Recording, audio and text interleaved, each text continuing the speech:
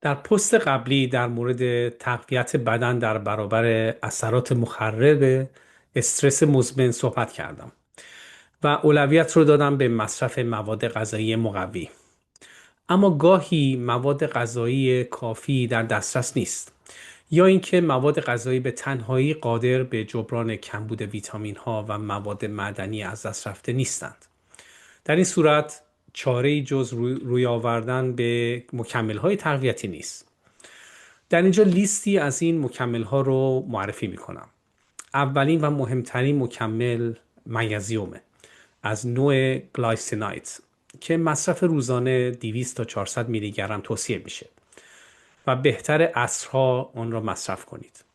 اگر معده حساسی دارید همراه با غذا مصرف کنید و در غیر این صورت این مکمل رو میشه با آب مصرف کرد. مکمل بعدی B کمپلکسه برای تامین انرژی روزانه بدن. توصیه میشه که یک قرص مکملی در روز که حاوی حدوداً 25 تا 50 میلی گرم از انواع ویتامین های گروه B باشه مصرف کنید. ویتامین های گروه B چون محلول در آب هستند بهتر همراه با آب یا با صبحانه مصرف شوند. ویتامین مهم بعدی ویتامین D از نوع D3 توصیه میشه روزانه 1000 تا 2000 واحد بین المللی از این ویتامین مصرف بشه. چون ویتامین دی محلول در چربیه برای جذب بهتر باید همراه با وعده های غذایی حاوی چربی، کلسیم و مگنیزیم باشه.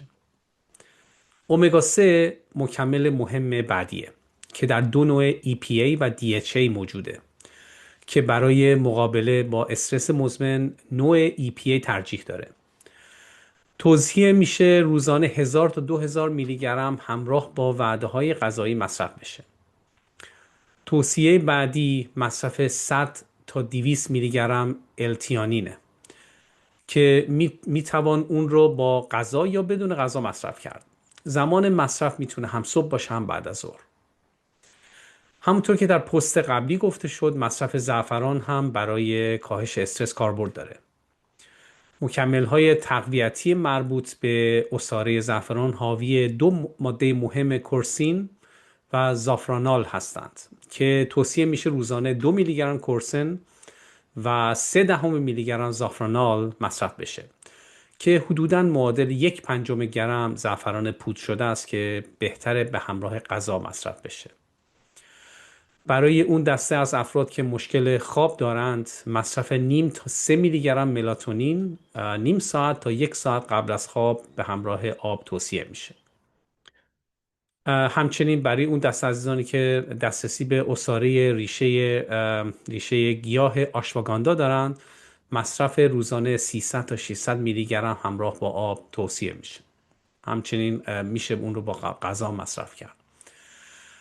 مکمل بعدی عصاره ریشه گیاه رودیولا روزاست که مصرف روزانه 200 تا 400 میلی گرم از این عصاره توصیه میشه که بهتر صبحها با معده خالی یا قبل از غذا مصرف بشه.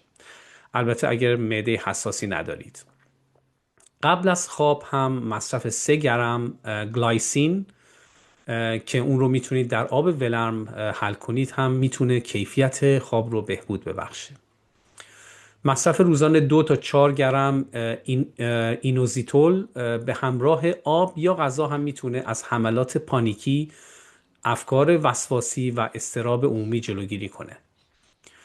مصرف روزانه 15 تا 30 میلی گرم روی یا زینک هم به همراه غذا برای افرادی که به کمبود این ماده معدنی دچارند هم توصیه میشه. در آخر مصرف روزانه 3 تا 5 گرم پروبیوتیک همراه با غذا یا درست قبل از غذا توصیه میشه. اگر دسترسی به پروبیوتیک ندارید میتونید از یک قاشق چایخوری پودر اینولین استفاده کنید. لطفاً توجه داشته باشید لازم نیست تمام مکمل‌های تقویتی معرفی شده در اینجا رو مصرف کنید. همچنین دوزهای پیشنهاد شده بر اساس جنسیت، سن، وزن، غلظت مواد غذایی در خون، داروهای مصرفی و وضعیت تیروئید و هورمون‌ها و سبک زندگی میتونن تغییرات بالایی داشته باشن. لطفاً قبل از مصرف این قبیل مکمل‌ها و ایجاد هر تغییر در سبک زندگی حتما با پزشک یا مشاور خودتون مشورت کنید.